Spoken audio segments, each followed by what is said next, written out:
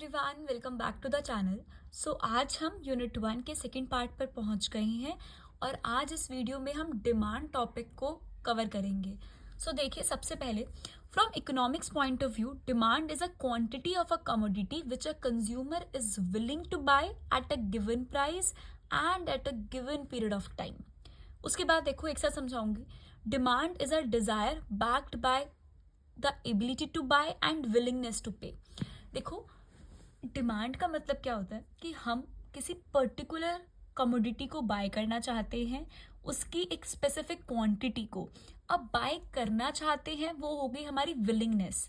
लेकिन सिर्फ willingness demand नहीं कहलाती, उसके साथ साथ आपकी जो पेइंग कैपेसिटी है वो भी मैच करनी चाहिए, ability to bye.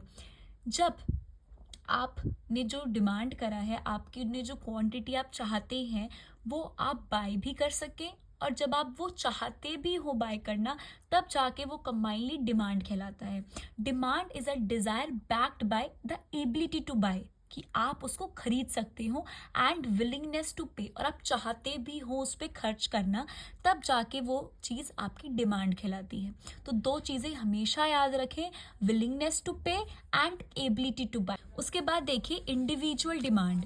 What is individual demand? When an individual is willing to buy a fixed quantity of a commodity at a given price and at a given period of time। देखिए, given period of time is also very essential, कि आप किस moment पे चाहते हैं bye करना और कब नहीं चाहते। कभी कभार ऐसा होता है ना कि हमारी पहली इच्छा थी उसको बाय करने की और हम कर भी सकते थे, लेकिन कुछ टाइम बाद उसका प्राइस भी बढ़ सकता है या फिर कोई और सिचुएशन आ सकती है और तब आप नहीं चाहते। सो इसलिए at a particular period of time आप जरूर लिखेंगे। उसके बाद देखो, what is market demand. Individual में हम एक सिंगल इंडिविजुअल की बात कर रहे हैं और मार्केट डिमांड में हम सारे इंडिविजुअल की डिमांड्स की बात कर रहे हैं। तो sum of all the individual demands in the market is called the market demand. I hope it is clear. अब आप एक शेड्यूल देखिए जिससे कि आपको समझ आएगा कि हम मार्केट डिमांड कैसे कैलकुलेट करते हैं। सो ये प्राइस हैं 45, 55, 65, 75, 85 एंड 95। अब ये क्वांटिटी है जो ए ने डिमांड करी है, ये बी ने डिमांड करी है, ये सी ने, और मार्केट डिमांड हमने कैसे कैलकुलेट करी? इन सब की इंडिविजुअल डिमांड को ऐड करके 90 प्लस 80 प्लस 100 270। ठीक है। अब आप एक चीज़ देखो, एक पैटर्न समझो। जब प्राइस कम है तो डिमांड ज़्यादा है, ठीक है। जब प्राइस बढ़ गया 45 से 55 पर आ गया तो डिमांड कम हो गई सारे इंडिविजुअल्स की, ठीक है। सिमिलरली जब और बढ़ गया तो फिर और कम हो गई, और जब सबसे हाईएस्ट प्राइस है तो डिमांड बहुत ही कम हो गई। सो ये एक रिलेशन आपको समझ आ रहा होगा जिसके बारे में हम आगे बात करेंगे। सो देखिए, the most important point, law of demand. This law states that other things remaining constant, मतलब assumptions की बात हो रही है, हम डिस्कस करेंगे। There is an inverse relationship between price of a commodity and its quantity demanded. मैंने अभी अभी आपको एक पैटर्न समझाया कि जब प्राइस बढ़ रही है तो डिमांड कम हो रही है। वही चीज़ यहाँ पर लिखी गई है। इनवर्स रिलेशनशिप क्यों है प्राइस का और क्वांटिटी डिमांड का? क्योंकि जैसे जैसे प्राइस बढ़ता है कमोडिटी का, उसकी क्वांटिटी डिमांडेड कम होती जाती है, ठीक है। तो इसलिए हमारा जो डिमांड कर्व होता है वो डाउनवर्ड स्लोपिंग कर्व होता है, ठीक है। क्योंकि इनके बीच में क्या है? इनवर्स रिलेशनशिप है। एक चीज़ बढ़ रही है तो दूसरी चीज़ कम हो रही है। देन अजम्पशन, जो कि अदर थिंग्स रिमेनिंग कांस्टेंट की बात करी थी, उसको समझते हैं। द कंज्यूमर इज रैशनल, कम एक्सपेंडिचर में ज़्यादा सेटिस्फैक्शन चाहता हो। There should be no change in the taste and preferences of the consumer. हम इसको फर्स्ट वीडियो में पार्ट 1 में अच्छे से डिस्कस कर चुके हैं, इसलिए मैं इसको कम एक्सप्लेन कर रही हूँ। There is no change in related goods. Related goods के बारे में हम आगे पढ़ेंगे, जो कि सब्सटीट्यूट गुड्स और कॉम्प्लीमेंट्री गुड्स होते हैं। उसके बाद देखिए, there is no change in the income of the consumer, कि कंज्यूमर की इनकम में कोई चेंज ना आए। देखो, अगर प्राइस बढ़ रहा है और साथ ही साथ कंज्यूमर की इनकम भी बढ़ रही है तो उसको क्या फ़र्क पड़ता है प्राइस से? वो उतनी ही क्वांटिटी परचेज कर सकता है जितनी की वो पहले कर रहा था। प्रॉब्लम तब आती है जब उसकी इनकम सेम रहे और प्राइस किसी प्रोडक्ट का बढ़ जाए, तब उसके लिए इश्यू होता है कि उसको अपनी क्वांटिटी कम करनी पड़ती, क्योंकि वो इतना अफोर्ड नहीं कर सकता। तो इसलिए इनकम का सेम होना ज़रूरी है, तभी हमारा जो ये लॉ है ये सेटिस्फाई करेगा। There is no expectations about change in the future prices. कभी कभार हम ये सोचते हैं कि भाई आने वाले टाइम में ये प्रोडक्ट और सस्ता हो जाएगा, अभी आईफोन 17 आएगा तो आईफोन 16 कम हो जाएगा, सस्ता हो जाएगा, तो उसके हिसाब से हम अपनी डिमांड को कम कर लेते हैं, ठीक है। सो कोई फ्यूचर प्राइस को लेके कोई एक्सपेक्टेशंस नहीं होनी चाहिए, पॉपुलेशन रिमेन्स कांस्टेंट और पॉपुलेशन भी सेम रहनी चाहिए, okay. So these are the assumptions of law of demand. उसके बाद देखिए डिमांड शेड्यूल, ये हमने पहले भी देखा उधर और यहाँ पे भी आप देख सकते हैं। There is an inverse relationship between quantity demanded and price of a commodity, जो हमने डिस्कस करा है। जब प्राइस बढ़कर कम कम कम होता जा रहा है तो जो हमारी क्वांटिटी डिमांडेड है वो बढ़ती जा रही है। देखो इसमें उल्टा बना दिया मैंने, 50 था प्राइस हाईएस्ट तो क्वांटिटी डिमांडेड बहुत कम थी, कम हुआ तो बढ़ गई, और कम हुआ तो क्वांटिटी डिमांडेड और बढ़ गई। इस तरीके से भी आप अपना शेड्यूल बना सकते हैं। अब हम सीखेंगे कि हम डायग्राम कैसे बना सकते हैं लॉ ऑफ डिमांड का। देखिए सबसे पहले तो हमें वाई एक्सिस बनाना होगा। वाई एक्सिस पर हम दिखाएंगे प्राइस, वाई एक्सिस पे हमेशा आएगा प्राइस, और एक्स एक्सिस को रिप्रेजेंट करेगा हमारा number of units of quantity demanded, ठीक है। सो एक्स एक्सिस और यहाँ पर क्वांटिटी डिमांडेड, कितनी हमने यूनिट्स को डिमांड करा है वो यहाँ पर आ जाएगी, ओके। अब देखो जब मेरा प्राइस यहाँ पे था, ज़्यादा प्राइस था, और ये मेरा पी जो कि प्राइस कम है, ठीक है। प्राइस ए जब है हाईएस्ट, ज़्यादा प्राइस है, तो मैं कम क्वांटिटी को डिमांड कर रही हूँ। So this is the situation, ज़्यादा प्राइस है तो क्वांटिटी डिमांडेड कम है।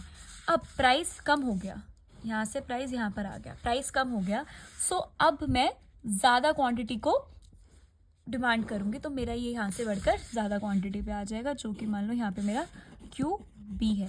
अब आप जब इन पॉइंट्स को जोड़ेंगे सो आपका डाउनवर्ड स्लोपिंग कर्व जो है ये आपका होता है डिमांड कर्व, ठीक है।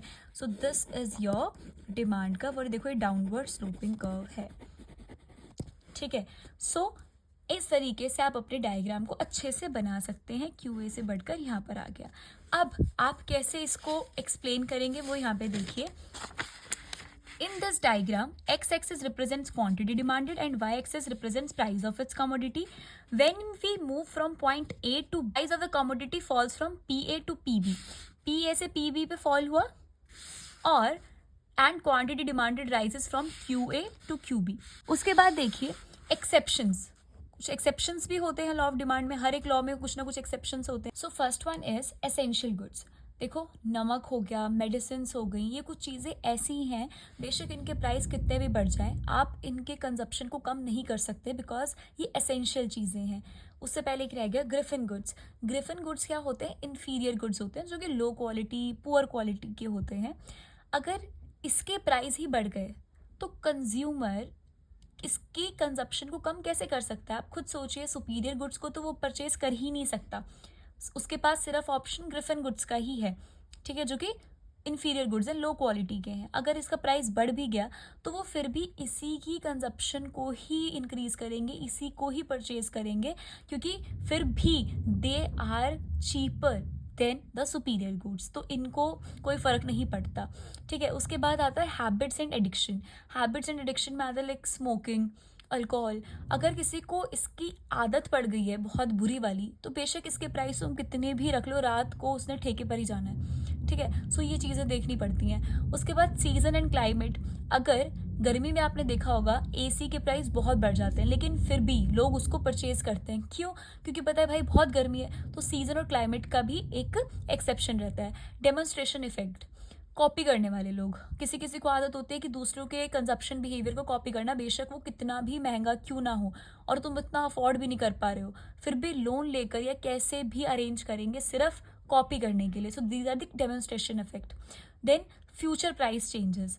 कुछ लोग ये सोच के उस चीज़ को उस टाइम खरीद लेते हैं, बेशक वो थोड़े ज़्यादा प्राइस हो, कि आगे जाके इसका प्राइस और बढ़ेगा तो क्यों ना अभी खरीद लें, ठीक है। फॉर एग्जाम्पल गोल्ड, पता है गोल्ड की आगे कीमत और बढ़ेगी और अभी भी ज़्यादा है as compared to previous years, but still हमें पता है कि आगे और बढ़ेगी, इसलिए हम उसको और परचेज कर रहे हैं।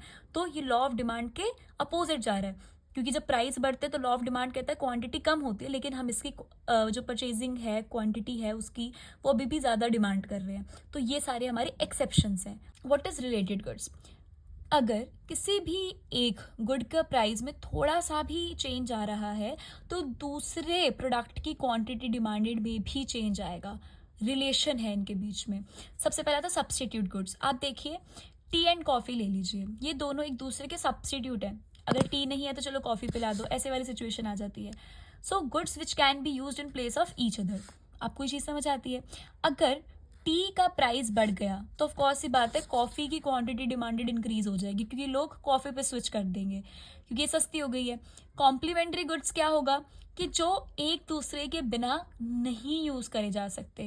कार को आप कैसे यूज़ करोगे अगर उसमें पेट्रोल नहीं होगा? तो goods which are together use to satisfy a want, वो साथ में ही यूज़ करे जाते हैं for satisfying your want. For example, अगर आपके पेट्रोल के प्राइसेस बढ़ रहे हैं तो आप अपनी कार की जो डिमांड है उसको ऑटोमेटिकली कम कर दो, क्योंकि पता है कि भाई पेट्रोल तो बहुत महंगा हो रहा है, कैसे गाड़ी चलाएंगे, तो गाड़ी की क्वांटिटी डिमांडेड कम हो जाएगी। तो इस तरीके से इनकी सिचुएशन रहती है। These are the complementary goods.